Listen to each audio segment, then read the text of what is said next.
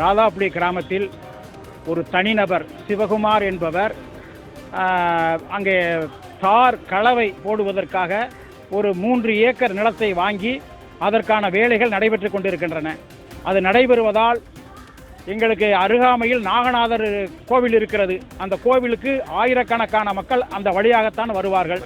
ஊராட்சி ஒன்றிய அலுவலகம் நயினார் கோயில் இருக்கிறது, அதற்கு அந்த வழியாகத்தான் அங்கே வருவார்கள். நாங்கள் செய்யக்கூடிய விவசாயம் மிளகாய், எள்ளு, பருத்தி இது முழுமையாக பாதிக்கும். இது சம்பந்தமாக நடவடிக்கை எடுத்து அதை தடுத்து நிறுத்த கோரி ராதாப்புடி, கோபாலப்பட்டினம், கீழக்காவனூர், மேமங்கலம், தாளேடிக்கோட்டை ஆகிய சுற்றுவட்டார கிராம அனைவரும் வந்து மாவட்ட வருவாய் அலுவலரிடம் மனு கொடுத்துள்ளோம்.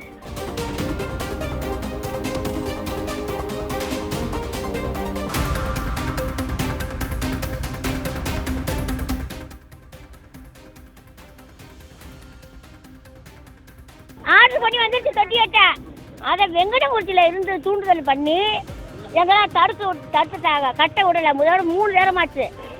அதனால வந்து கட்ட விடலை. எங்களுக்கு வந்து தொட்டி வேணும், நாங்கள் குளிக்க வேணும், என் பிள்ளைகளும் பள்ளிக்கூடத்துக்கு போக குளிக்கணும். யாரும் செத்தா நீர்மாலை எடுக்க கூட எங்களுக்கு வழி இல்லை. அதனால நாங்கள் எடுக்கணும். நாங்கள் தண்ணி தொட்டிட்டே அந்த கலெக்டர் பார்க்க வந்துருக்கோம். கலெக்டர் பார்க்க வேண்டாம். எங்கள் கோயில் அவர் சீட்டுட்டாருன்னா அவருக்கு ரொம்ப நன்றி. அப்படி சீக்கிரம்னா நாங்கள் இங்கனே வந்து உட்காந்துருவோம். எங்கள் குடும்பமே வந்து உட்காந்துருவோம். இங்கனே உட்காந்துருவோம் ஊரோட. அப்போ எங்களுக்கு வழி வேணுமா? எல்லாம் போலீஸ் ஸ்டேஷன்ல உங்க கிராமத்தில் வச்சு பேசிக்கணுமான்னு கேட்டாங்க. கிராமத்தில் வச்சு பேசினா 2% என்ன செய்யறாங்க, நீங்க இந்த கட்டுறேன் அந்த கட்டுறோம்னு ஏப்பு கட்டுறாங்க. இந்த பர்சன்ட் சொன்னா அந்த பர்சன்ட் காலம் ஒன்று தர்றது, அந்த பர்சன்ட் சொன்னா நீ கட்டி கொடுக்க.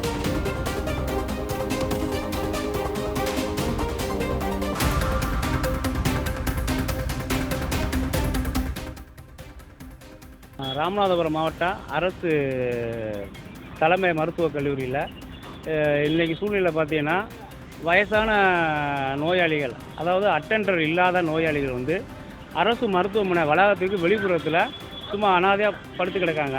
இதை வந்து பொதுமக்கள் நிறைய பேர் பார்த்து ரொம்ப எரிச்சல் பாவ செயலாகவும் இருந்து வருகிறது. இது சம்மந்தமாக நம்ம அரசு மருத்துவமனை ஊழியர்கிட்ட கேட்டால் அவங்க என்ன பதில் சொல்கிறாங்கன்னா, அரசு இது ஒரு நோயாளிக்கு அட்டெண்டர் இருந்தால் தான் நாங்கள் உள்ள சிகிச்சை கொடுப்போம், அட்மிஷன் போடுவோம்னு சொல்கிறாங்க. அப்போ அட்டெண்டர் இல்லாதவருடைய நிலைமை எந்த அளவுக்கு இருக்குதுன்னு தெரியல.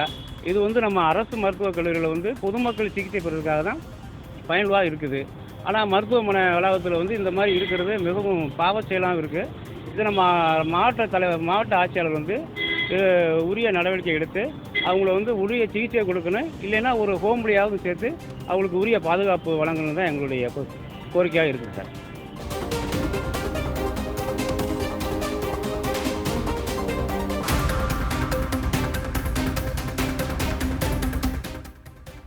எங்கள் பள்ளியில் வந்து 1200 மாணவிகள் வந்து படிச்சுக்கிட்டு இருக்கிறாங்க. சுற்றி உள்ள சாயலுடைய சுற்றி உள்ள கிராமங்களுக்கு ஃபுல்லாகவே பெண்கள் பள்ளியாக இருக்கிறது இது ஒன்று தான். ஆண்டுக்கு ஆண்டு இதோட எண்ணிக்கை கூடிக்கிட்டே இருக்குது. இப்படி இருக்கிற சூழ்நிலையில் எங்கள் பள்ளியின் நுழைவாயில் உள்ள சுவர், காம்பவுண்ட் சுவர் வந்து இடிஞ்சிருச்சு. அந்த இடிஞ்ச பின்னாடி இப்போ குடிக்கிறவங்களாம் அந்த பாதையை வந்து பொதுப்பாதை மாதிரி யூஸ் பண்ணுறாங்க.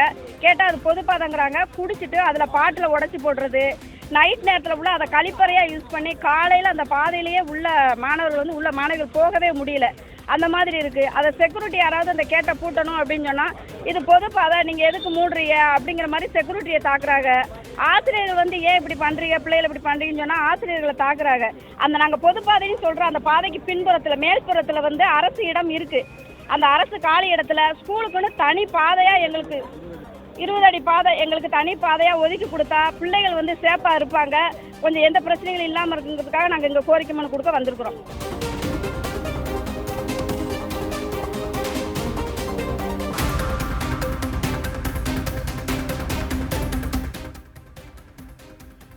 ரொம்ப முக்கியமான சாலை இது. நம்ம சிவகங்கை டிஸ்ட்ரிக்ட்ல ரொம்ப பிஸியா இருக்க ஊர் திருப்போணம் தான். இங்க வந்து ஒரு 100க்கு மேற்பட்ட கிராம மக்கள் வந்து போய்கிட்டு இருக்காங்க. பாத்தீங்கன்னா காலையில பாத்தீங்கன்னா ரொம்ப ஸ்கூலுக்கு வந்து போக முடியல, வர முடியல. ஸ்கூலுக்கு ரொம்ப லேட்டா போகிற மாதிரி இருக்கு. அவ்வளவு பிஸியில பாத்தீங்கன்னா டவுனுக்கு மெயின் ரோட்ல ஒரு 10க்கும் மேற்பட்ட இடத்துல தோண்டி போட்டுருக்காங்க. தோண்டி போட்டு 1 மாசம் 2 மாசம் மேல ஆச்சு. அது இன்னும் அதை சரி பண்ற எண்ணமே யாருக்குமே வரல. ரொம்ப சிரமப்படுறாங்க. நீங்க டூ வீலர்ல ஏகப்பட்ட ஆக்சிடென்ட் ஆகுது. ஒரு ஊருக்குள்ள ஒரு போக்குவரத்து சரி பண்ணணும், அதையும் சரி பண்ணலாம். எத்தனை ஆக்சிடென்ட் இல்லைங்க. காலையில பாத்தீங்கன்னா மாடு வந்துருது, நிறைய பிஸியா இருப்பாமா. ஸ்கூல் பிள்ளைங்க ஸ்கூலுக்கு கரெக்டான டயத்துல போக முடியல. நீங்க நல்ல திட்டம் சொல்றீங்க என்னன்னு தெரியல. ஆனா ஊர் இப்படி இருக்கு. ஏகப்பட்ட ஆக்சிடென்ட் முதல்ல தவிர்க்கணும், உயிர் சேதங்களை தவிர்க்கணும். அதுக்கு கண்டிப்பா நீங்க இந்த நெடுஞ்சாலையை வந்து சரி பண்ணணும்.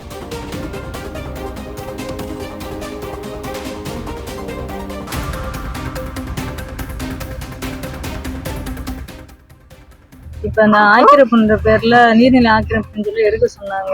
எங்களுக்கு கோர்ட்ல இடம் கொடுத்து தான் எடுக்கணும் அப்படின்னு சொல்லியிருக்காங்க. அவங்க இடமே கொடுத்தாலும் எங்களால் வீடு கட்டுறதுக்கு வசதி இல்லை. ஏன்னா என் வீட்டுக்காரு கேஸ் கம்பெனியில் கூலி வேலைக்கு தான் போகிறாங்க. அவர் ஒருத்தர் வருமானத்துல தான் நாங்கள் எங்களோட குடும்பமே ஓடிட்டு இருக்கு. பாப்பாவை வச்சுட்டு எங்கேயும் போய் வீடு வாடகை கேட்டாலும் கொடுக்க மாட்டேங்கிறாங்க. ஏன்னா நாங்கள் எல்லாமே வீட்டுக்குள்ள தான் வச்சு பண்ணணும். எல்லாமே பாப்பாவுக்கு வீட்டுக்குள்ள தான் வச்சு பண்ணோன்றனால யாரும் வீடு குடிக்கவே இப்போ யோசிக்கிறாங்க. அதனால எங்களுக்கு இடம் கொடுத்தாலும் வீடு கட்டி கொடுக்குற மாதிரி ஏற்பாடு அரசாங்கம் பண்ணாங்கன்னா எங்களுக்கு ரொம்ப உதவியா இருக்கும். என் குழந்தைய வச்சுட்டு என்னால் வெளியில எங்கேயும் போய் வாடகைக்கு இருக்க முடியாது. ஏன்னா வீட்டுக்காரர் ஒருத்தர் தான் வேலைக்கு போறாரு. நான் என் மகளோட வீட்லயே தான் இருந்து நான் பார்த்துக்கிறேன். என் மகளை பார்த்து வெளியே விட்டுட்டு எங்கேயும் போக முடியாது. சாப்பாடு கொடுக்கறதுல இருந்து அவளுக்கு சுத்தம் பண்றதுல இருந்து எல்லாமே நாங்க தான் பார்க்கணும். அவளை விட்டுட்டு எங்கேயும் நான் போக முடியாதுனால ஒரு ஆள் வருமானத்தை எங்களால் வாடகை கொடுத்து இருக்க முடியாது. அரசாங்கம் இடம் தரோன்னு சொல்லியிருக்காங்க. எங்களுக்கு அதை வீடா கட்டி கொடுத்தாங்கன்னா ரொம்ப உதவியா இருக்கும் எங்களுக்கு.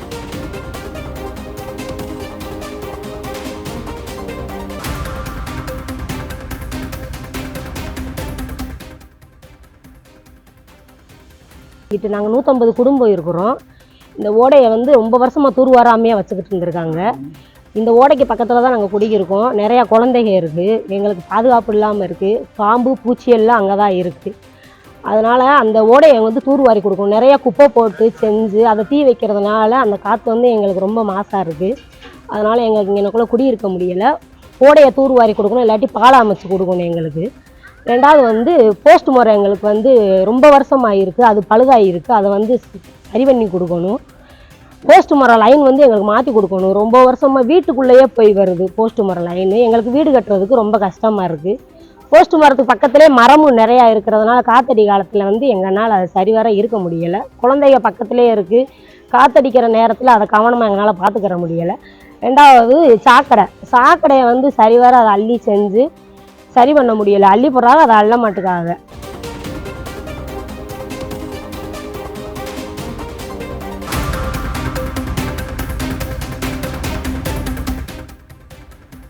அது நாங்கள் ரொம்ப பாதிக்கிறதுனால இது வந்து நாங்கள் ஒரு விவசாயம் வந்து கிட்டத்தட்ட தாளக்கடை, வேளாமண்ணை, தவிட்டுக்கடை, தென்மலை, பழையூர், புது ஊர், இப்படி பல ஊர்கள்லேருந்து விவசாயம் பண்ணுறோம். இந்த தோட்டக்கலைத்துறையிலேருந்து வெளி மாநிலத்திலேருந்து வியாபாரிகளை கொண்டு வந்து நேரடி தொடர்புக்கு கொண்டு வந்து கொடுக்கணும். அவங்க நேரடியாக கொண்டு வந்து வியாபாரியை கொண்டு வந்து இறக்கி விட்டாங்கன்னா அவங்க வந்து வெளி மாநிலத்திலேருந்து நிறைய காய்களை வாங்கிட்டு போவாங்க. அப்போ எங்களுக்கு வந்து வியாபாரிகள் வந்து நிறையா வர்றதுனால எங்களுக்கு வந்து 150 ரூபாய்க்கு விற்கிறத 200 ரூபா, 500 ரூபா, 1000 ரூபான்னு போயிடும்.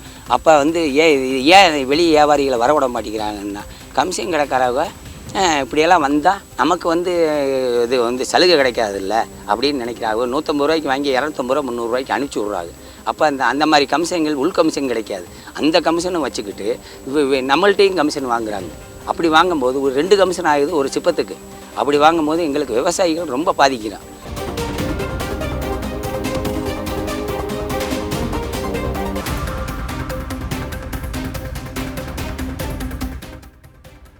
காந்தி நேரம் சாக்கடை கட்டி நாறுது.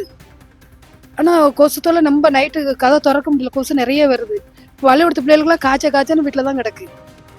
யார் வந்து கவனிக்கவே மாட்டேங்காங்க. இந்த ஏரியா கவுன்சிலர் எங்கே தான் போனாரோ தெரியல, கவனிக்க மாட்டேங்காங்க. இந்த ஏரியாவில் யாரும் வரவும் மாட்டேங்காங்க. மாநகராட்சி எங்களுக்கு வந்து என்னத்தை பார்த்துட்டு இருக்காங்க, ஒன்றுமே பார்க்க மாட்டேங்காங்க. சாக்கடை தண்ணி மழை பெஞ்சு 1 மாதம் ஆச்சு. சாக்கடையாக கட்டி கிடக்கு, பச்சை பசேன்னு பூச்சி எல்லாம் வருது. நைட்டு பார்த்தா பாம்பு எல்லாம் வருது, பெருச்சாலி எல்லாம் வருது. இந்த ஏரியாவில் வந்து கான் வசதி இல்லை. மெயினாக வந்து இந்த நிகிலேசன் நகர், காந்தி நகர், ஹரிராம் நகர், புஷ்பா நகர் இதெல்லாம் வந்து கான் வசதி இல்லை. இந்த கான் வசதி போட்டு கொடுத்தா எங்களுக்கு கொஞ்சம் நல்லா இருக்கும்.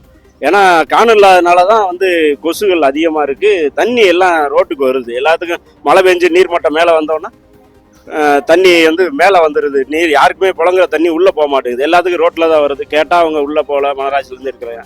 தயவுசெய்து இந்த கான் வசதி எங்களுக்கு சீக்கிரம் செஞ்சு கொடுங்க எல்லாத்துக்கும்.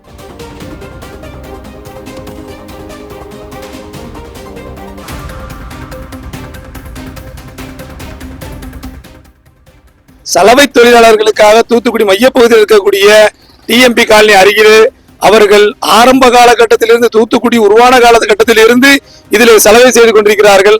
அவர்களுக்கு சலவை செய்வதற்கும் அவர்கள் வணிகம் பண்ணுவதற்கு அதுக்கு தேவையான கடைகளை இதில் அமைத்திருக்கிறார்கள். ஆனால் 2 வருடங்களாகியும் இது அவர்களிடம் ஒப்படைக்கப்படாமல் உள்ளது மிகுந்த வேதனையாக இருக்கிறது. மாற்று சமுதாயத்தினருக்கு இதில் வணிக நோக்கத்தோடு கொடுப்பது மிகவும் வருந்தத்தக்க விஷயமாகும். இதில் 3 லட்சம் ரூபாய் அட்வான்ஸ் என்றும் 8000 10,000 வாடகை என்றும் சொல்லி அவர்கள் நலிவடைந்தவர்களாக இருப்பதனால் அதை எடுக்க முடியாத அளவிற்கு மாநகராட்சியும் மாவட்ட நிர்வாகம் செயல்படுவது மிகுந்த வேதனைக்குரிய விஷயம். ஆகையினால் உடனடியாக இதனை குறைத்து அவர்களுக்கு ஏதுவாக இதை செய்து கொடுத்து இதை உடனடியாக திறந்து அவர்கள் வசம் ஒப்படைக்க வேண்டும். இல்லை என்று சொன்னால் இது குடியாரர்களுடைய கூடாரமாகவும் கயவர்களுடைய கூடாரமாகவும் மாறிக்கொண்டிருக்கிறது. இதை உடனடியாக துறை ரீதியாக நடவடிக்கை எடுத்து தடுக்க வேண்டும் என்றும் அன்போடு கேட்டுக்கொள்கிறோம்.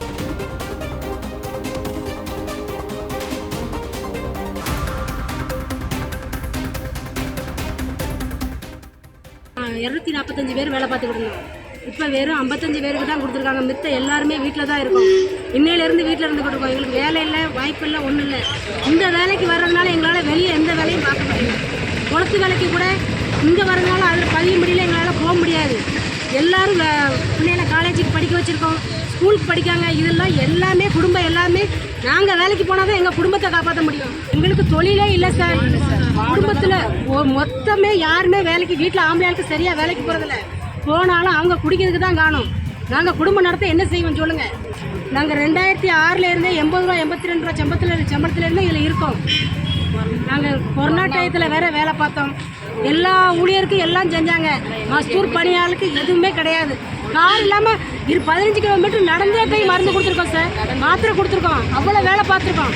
எங்களுக்கு எதுவுமே கிடையாது, இது வரைக்கும் கிடையாது. இனிமேலாச்சும் ஐயா வந்து ஏதாவது பண்ணுவாங்கன்னு பார்த்தா அதுவும் கிடையாது.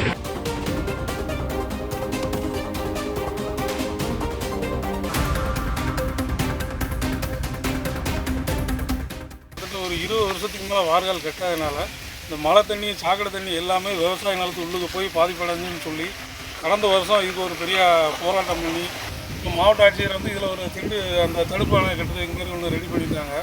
இப்போ கட்டியிருக்க அந்த தடுப்பு சுவரை பார்த்தீங்கன்னா இது வந்து சிமெண்ட்டை தான் வச்சு கட்டியிருக்காங்களான்னு ரொம்ப சந்தேகமாக இருக்குது. சும்மா கையை வச்சு நோண்டினால அவ்வளோ மண்ணும் விழுந்துக்கிட்டே இருக்குது. கல் எல்லாமே வெளியில் தெரிஞ்ச மாதிரி தான் இருக்குது.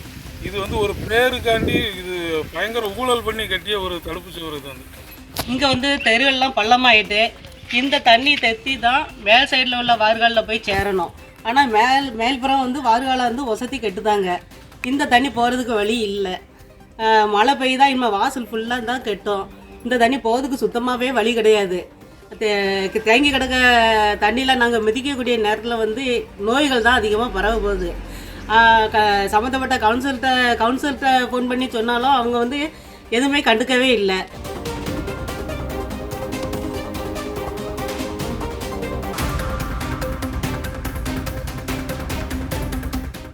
ஒரு 20 வருஷத்துக்கு மேலே வார்கள் கட்டாதனால இந்த மழை தண்ணி, சாக்கடை தண்ணி எல்லாமே விவசாய நிலத்து உள்ளுக்கு போய் பாதிப்படைஞ்சுன்னு சொல்லி கடந்த வருஷம் இதுக்கு ஒரு பெரிய போராட்டம் பண்ணி இப்போ மாவட்ட ஆட்சியர் வந்து இதில் ஒரு அந்த தடுப்பு அணை கட்டுறது எங்கேயும் ஒன்று ரெடி பண்ணியிருக்காங்க.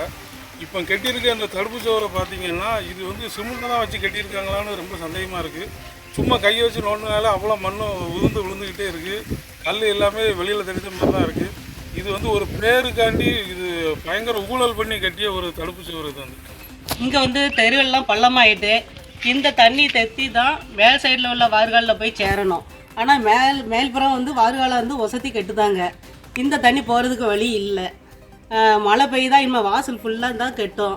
இந்த தண்ணி போகிறதுக்கு சுத்தமாகவே வழி கிடையாது. தேங்கி கிடக்க தண்ணியில் நாங்கள் மிதிக்கக்கூடிய நேரத்தில் வந்து நோய்கள் தான் அதிகமாக பரவ போகுது. சம்மந்தப்பட்ட கவுன்சிலர்கிட்ட ஃபோன் பண்ணி சொன்னாலும் அவங்க வந்து எதுவுமே கண்டுக்கவே இல்லை.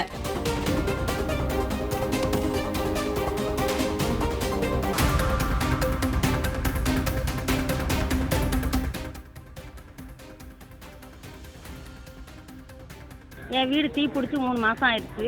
கலெக்டர்கிட்ட பெட்டிஷன் கொடுத்தேன். இது வரைக்கும் எந்த பதில் மனு வரல. நான் இப்போ ரொம்ப சிரமப்பட்டுக்கிட்டு இருக்கேன். வீடு வாசல் இல்லாமல் மழையில் கஷ்டப்பட்டேன். இப்போ பனியில் கிடந்து நான் ஒரு கடை வச்சுருக்கேன். கடைக்கு கீழே தான் நான் வந்து தூங்குறேன். எனக்கு வந்து ஒரு வீடு கட்டி தரணும். அதுக்காக ஆமாம் சார், நான் 80% தவளும் மாட்டுத்தரனாலே நான் வந்து ஒரு வாட்டி மனு கொடுத்துருக்கேன். பதில் மனு வரலை. இப்போ மறுபடி திரும்ப மனு கொடுக்கறதுக்காக நான் வந்திருக்கேன். 3 மாசமா அலையிறேன் சார். நான் வந்து எனக்கு எந்த ஒரு பதிலுமே வரல. நான் வந்து பைக் வாங்கினேன் சார். 2016 பைக் வாங்கினேன். அந்த பைக்கு கூட போயிருச்சு. இப்போ நான் சொந்தமாக தான் மறுபடியும் பைக் வாங்கியிருக்கேன். டிவியில் தான் பைக் வாங்கியிருக்கேன். நான் சும்மா வந்து ரோட்டோரமாக தான் படுக்கிறேன். வந்து யார் வேணும்னாலும் வந்து பார்க்கட்டும். நான் ரோட்டோரமாக தான் படுக்கிறேன். எனக்கு வந்து வீடு கட்டி தரணும் சார். எனக்கு வந்து அரசாங்கத்தில் இருந்து எனக்கு வீடு கட்டி தரணும். அதுக்காகத்தான் நான் இப்போ வந்திருக்கேன் கலெக்டர்.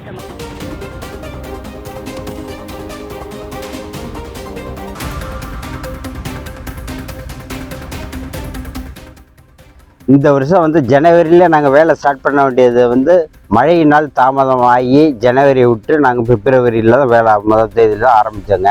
இப்போ இன்றைக்கி நாங்கள் உப்பெல்லாம் எல்லாமே எடுத்துட்டோங்க. ரொம்ப சிரமப்பட்டு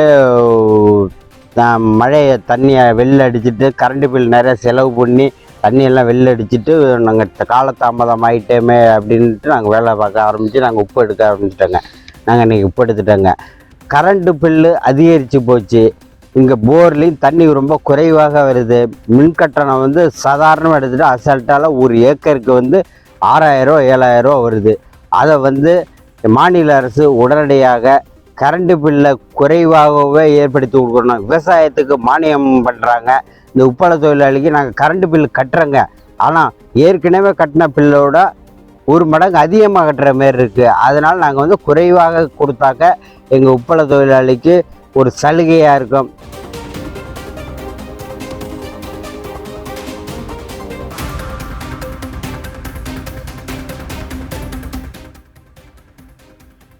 இப்போ 60-67 ஆண்டுகளாக பழமை வாய்ந்த வைகை டேமில் பூங்காக்கள்லாம் இருக்குது. நம்ம பகுதியில் இருக்கக்கூடிய ஏழைவாழ மக்கள் நடுத்தரவாதி எல்லாம் சுற்றுலாத்தலமாக பக்கத்தில் இருக்கிறத 5 ரூபா நுழைவாயில் கட்டணம் கொடுத்து உள்ள போய் மிருகக்காட்சி சாலை, பூங்கா, ரயில், இன்னும் நிறையா விஷயங்கள் எல்லாம் ராட்டனம்லாம் சுற்றி பார்த்துக்கிட்டு இருக்காங்க. ஒரு கார்பரேட் தனியார் நிறுவனத்துக்கு போய் இதை விட்டு இதில் போய் சம்பாதிக்க பார்க்குறாங்க. அதனால தயவு செஞ்சு சுற்றுலாத்தலமான அந்த வைகை டேமுக்கு கொஞ்சம் நஞ்சம் போகக்கூடிய அந்த பொதுமக்கள் எல்லாம் போகாததுக்கு காரணமாக தனியாருக்கு விட்டுறாம அரசாங்க கையிலேயே இருக்கணும்னு சொல்லி இதை நான் வன்மையாக கண்டிக்கிறதோட ரொம்ப வருத்தத்தோட கேட்டுக்கிறேன். காமராஜர் காலத்தில் ஒரு வைகை அணை கட்டுறாங்க. மீதமாக ஒரு பணம் விழுந்துருது. இந்த பணத்தை என்ன செய்யுதுங்கிற ஒரு நிலைமை இருக்குது. அந்த பணத்தை எடுத்து குழந்தைகளுக்கான பூங்காவை அமைக்க சொல்றார் அன்றைய முதலமைச்சராக இருந்த காமராஜர். அப்பேற்பட்ட சிறப்பு வாய்ந்த ஏழை எளிய மக்கள் பயன்படுத்திட்டு இருக்கக்கூடிய ஒரு பூங்காவை ஒரு தனியார்களுக்கு வந்து கான்ட்ராக்ட் விட்டு சாமானிய மக்கள் இதை வந்து ஏக்கத்தோடு பார்த்து கடந்து போகக்கூடிய ஒரு மிக பரிதாபகரமான நிலைமை இருக்குது.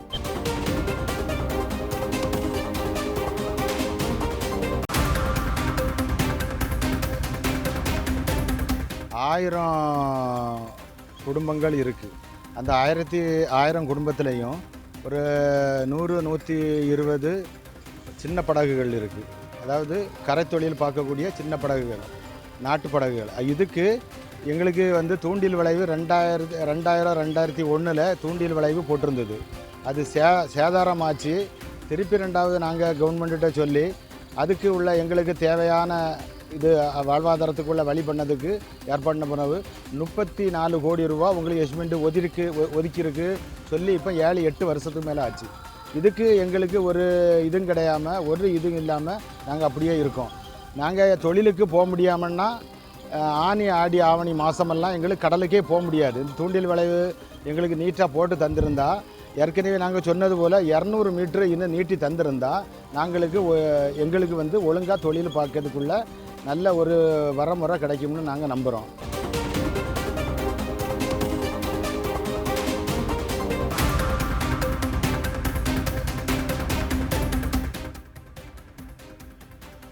இந்த பள்ளி வந்து 1960 இப்போ 60 ஆண்டுகளை தாண்டி நல்லபடியாக செயல்பட்டு கொண்டிருக்கிறது. பள்ளியில் தற்சமயம் வந்து 655 மாணவ மாணவிகள் படிக்கிறார்கள். இவர்களுக்கு இந்த பள்ளி இப்போ முக்கியமாக என்னன்னு கேட்டிங்கன்னா, அந்த பள்ளியோட சுற்றுச்சுவர் இல்லை 2 சைடு, 2 பக்கங்களில் 2 திசையில். இந்த சுற்றுச்சுவர் வந்து உடனே போர்க்கால அடிப்படையில் செய்யணும். ஏன்டா இரவு நேரங்களில் வந்து சமூக விரோதிகள் வந்து உள்ளே வர்றதுக்கு அதிக வாய்ப்பு இருக்கிறது. அது வந்து பள்ளிக்கு பாதுகாப்பு இல்லை ஒன்று.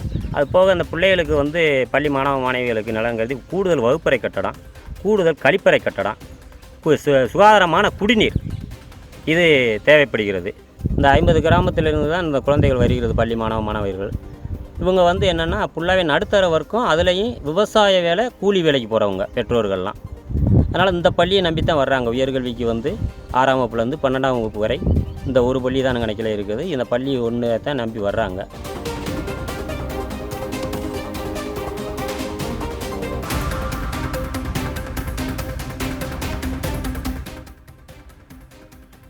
ஒரு பாடப்பிரிவிற்கு 35,000 50,000 வரை கல்வி கட்டணம் வசூலிக்கப்பட்டு வருகிறது.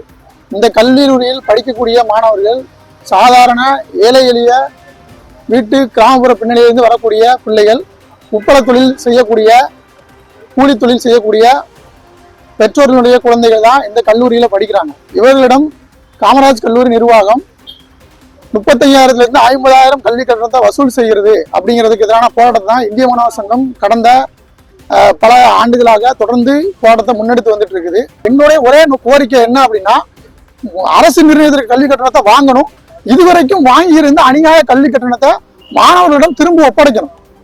அதே மாதிரி வந்து சில சம்பந்தப்பட்ட விஷயங்கள்ல கல்லூரி முதல்வர் தலைவருடைய கல்லூரி நிர்வாக கமிட்டிங்கிற பெயர்ல இருந்து நிர்வாக கமிட்டியில் இருக்கக்கூடிய நபர்கள் வந்து கல்லூரியுடைய செயல்பாடுகள்ல தலையிடக்கூடாது அப்படிங்கிறது தான் எங்களோட பிரதான கோரிக்கை அப்படிங்கிறது.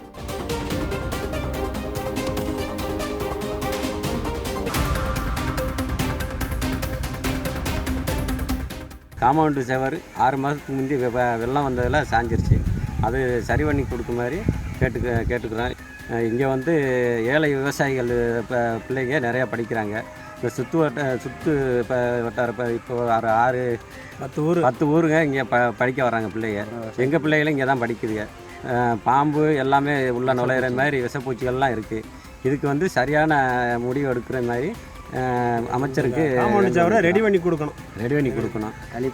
கழிப்பறை வசதி இல்லை, குடி தண்ணி வசதி வேறு வேணும். கழிப்பறை வசதி, குடிநீர் வசதி இதெல்லாம் தேவை. எங்கள் ஊர் பக்கத்தில் வந்து எந்த கழிப்பறை வசதி கிடையாது. சுகாதாரக்கேடாக ரொம்ப இதாக இருக்குது. ரோட்டில் நடந்து வர கூட முடியலை, அந்தளவுக்கு சுகாதாரக்கேடாக இருக்குது. இதுக்கான தக்க நடவடிக்கை எடுக்கணும். இதுக்கு ஏகப்பட்ட இதெல்லாம் இப்போ சேதாரமெல்லாம் நிறையா இருக்குது. வெள்ளம் அடித்து ரொம்ப காம்பவுண்டு சுவரெல்லாம் ரொம்ப சாஞ்சி போய் கிடக்கு. இதெல்லாம் நம்ம உடனடியாக எங்களுக்கு சரி செய்கிற மாதிரி கேட்குறோம்.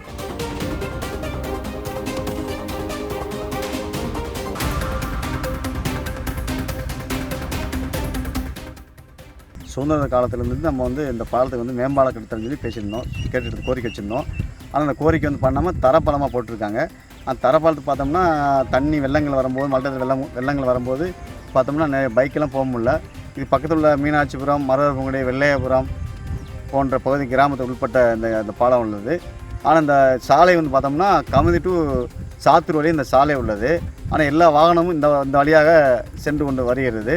ஆனால் மழை டயத்தில் வந்து பார்த்தோம்னா மழை டயத்தில் இந்த வண்டி போக முடியல, வர முடியல. ஆனால் அதே மழை டயத்தில் வந்து காரு பைக்கெல்லாம் வரும்போது பார்த்தோம்னா எத்தனை விபத்து நடந்திருக்கு. நிறைய பேர் டெத் ஆகிருக்காங்க இந்த பாலத்தில். ஆனால் இதுக்கான பல முறை வந்து நாங்கள் வந்து கோரிக்கை வச்சுருந்தோம். அந்த கோரிக்கையும் வந்து அரசாங்கத்தில் கொடுத்துருந்தோம். பக்கத்தில் உள்ள கிராமத்துலேயும் இங்கே விவசாயம் பண்ணுறாங்க. எந்த ஒரு வெள்ளாமை பண்ண முடியல, செய்ய முடியல. அதுவும் வெள்ளங்கள் வரும்போது பார்த்தோம்னா எந்த ஒரு போக்குவரத்துமே ரொம்ப சிரமமாக இருக்கிறது. பல முறை நாம் சொல்லி பார்த்தாச்சு, அரசாங்கம் சொல்லி பார்த்தாச்சு, எந்த ஒரு நடவடிக்கை எடுக்க மாட்டுறாங்க.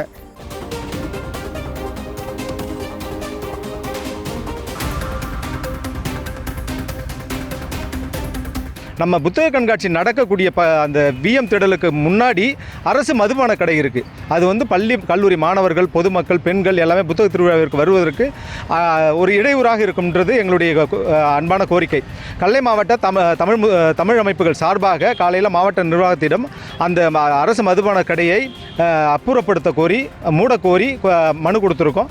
தயவுசெய்து அது மாவட்ட நிர்வாகம் அதை பரிசீலனை செய்து தயவுசெய்து அந்த அரசு மதுபான கடையை மூடி இந்த புத்தக கண்காட்சிக்கு வரக்கூடிய பெண்கள் மாணவர்கள் அனைவருக்கும் எந்த விதமான புத்தக கண்காட்சிக்கு இடையூறும் இல்லாமல் அந்த கூடக்கூடிய இடத்துல புத்தக கண்காட்சிக்கு முன்னாடி அந்த அரசு மதுபான கடை இருக்கிறது கண்டிப்பாக அது நிறைய பாதிப்புகளை ஏற்படுத்தும். இப்போ நீங்கள் நடந்துகிட்டு இருக்கு, நீங்கள் பாருங்கள், நிறைய இடத்துல பார்த்தீங்கன்னா அந்த பாட்டில் உடஞ்சி கிடக்கு. அது இப்போ நம்ம பகலில் வந்து புத்தக கண்காட்சி நிறைவு பெற்றாலும் இரவில் இங்கே வந்து மதுபான கடை முன்னாடி இருக்கிறதால இங்கே உட்காந்து குடிக்கிறதுக்கான வாய்ப்புகள்லாம் இருக்குது. அதனால் தயவுசெய்து மாவட்ட நிர்வாகம் இந்த அரசு மதுபான கடையை அதை மூடக்கோ.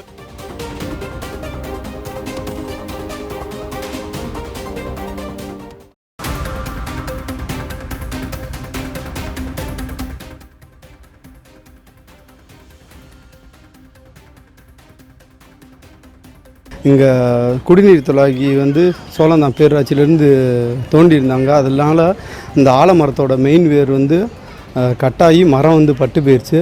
அதில் ஒரு மாதமாக மரம் பட்டு எல்லாமே ஒவ்வொரு கிளையாக விழுந்துச்சு. நேற்று பெரிய கிளை ஒன்று விழுந்து ஆளுக்கு உயிருக்கு எதுவும் சேதாரம் பண்ணலை. ஆனால் ஸ்கூல் பிள்ளைகள்லாம் அங்கே நடமாடுறதுனால இங்கே வந்து பின்னாடி ஆர்ஜி ஸ்கூல் இருக்கனால ஸ்கூல் பொண்ணுங்க ஸ்கூல் பசங்க ஃபுல்லாக அங்கிட்டு தான் போவாங்க ஸ்கூலுக்கு. அதனால் ஆற்றுக்கு போகிற வழியும் இது தான். இங்கே கோயில் வேறு இருக்கனால எல்லோரும் சாமி கும்பிட்டு வருவாங்க. அதனால் மரம் விழுந்தனால இங்கே 4 மணியை போல் நேற்று விழுந்திருக்கு. அதனால் ஆள் யாரும் இல்லை, உயிர் சேதம் இது ஏற்படலை.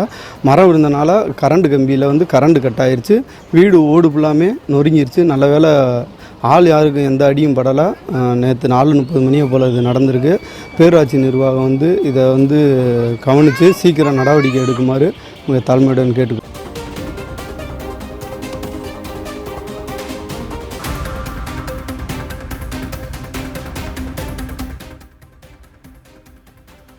எங்கள் ஊரில் வந்து அதிகமான நாய்க்கள் தொல்லை. ஒரு வாகனத்தில் நம்ம சரிவராக போக முடியல. வாகனத்தில் போகும்போது நாயை குறுக்க வந்துடுது, சண்டை போட்டு கீழே விழுந்து. அதனால் விபத்துகள் அதிகமாகுது. போன வாரம் முதற்கண்டு எங்கள் அண்ணன் வந்து ஆட்டோவில் போகும்போது சவாரி போகும்போது பேசஞ்சரோட கீழே விழுந்துட்டார். விழுந்து அரசு மருத்துவமனையில் மதுரையில் அட்மிட் பண்ணியிருக்காங்க. நாய்கள் தொல்லைனால் என்ன ஆகுது, குழந்தைகள் சரிவராக பள்ளிக்கு போகும்போது குழந்தைகளை கடிச்சு விடுது. நோயாளிகள் அதிகமாக மருத்துவமனையில் அதிகமான பேர் நோயாளிகள் வந்து அங்கே பார்க்குற மாதிரி இருக்குது. இந்த நாய்களை கட்டுப்படுத்துறதுக்கு இந்த அரசாங்கம் ஒரு நல்ல நடவடிக்கை எடுங்க. ஏற்கனவே ஒரு 6 மாதங்களுக்கு முன்னாடி முதல்வர் ஒரு வாக்குறுதி கொடுத்தாரு. இந்த மாதிரி நாய்க்களுக்கு வந்து ஜாதி நாய்க்கு இவ்வளவு, தெரு நாய்களுக்கு இவ்வளவுன்னு ஒரு வரி மாதிரி போட்டோம்னா சரியாக இருக்கும், நாய்களை கட்டுப்படுத்தலாம்னு. ஆனால் வந்து சில விஷயங்கள் வந்து முதல்வர் வந்து செயல்படுத்தலை. ஆனால் அறிவிக்கிறாரு. அந்த அறிவிக்கிற விஷயத்தை போல் செயல்படுத்தினா நல்லாயிருக்கும்னு நினைக்கிறோம். அதனால் சமூக ஆர்வலராக நாங்கள் அதிகமாக பாதிக்கப்படுறோம். மருத்துவமனைகள்லேயும் கூட்டங்கள் அதிகமாக குவியுது. இந்த நாய்களை கட்டுப்படுத்துறதுக்கு தக்க நடவடிக்கை எடுக்குமாறு அரசாங்கத்தை வேண்டி விரும்பி கேட்டுக்கிறோம்.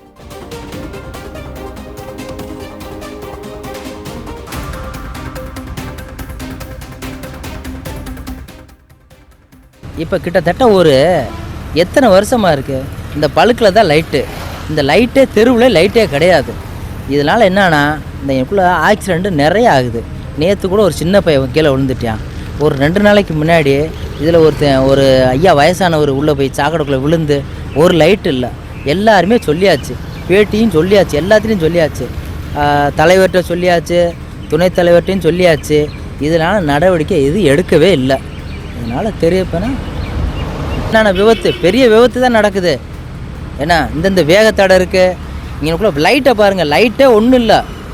ஒரு லைட்டில் இபி ஆஃபீஸ் தான் பேர். ஒரு லைட்டு கிடையாது இங்கே நெட்டில் உள்ளே அங்கேருந்து என்ட்ரு ஆகுறான். ஒரு லைட்டு கிடையாது, ஒரு குடி தண்ணி கிடையாது. இங்கேக்குள்ளே எதுவுமே இல்லை. தீயணைப்பு படம் இருக்குது, இங்கே போலீஸ் ஆஃபீஸ் இருக்குது. என்ன நடக்குது? ஒன்றும் இல்லை, யாருமே இல்லை. இந்த தீயணைப்பு படம் கூட லைட்டு கிடையாது.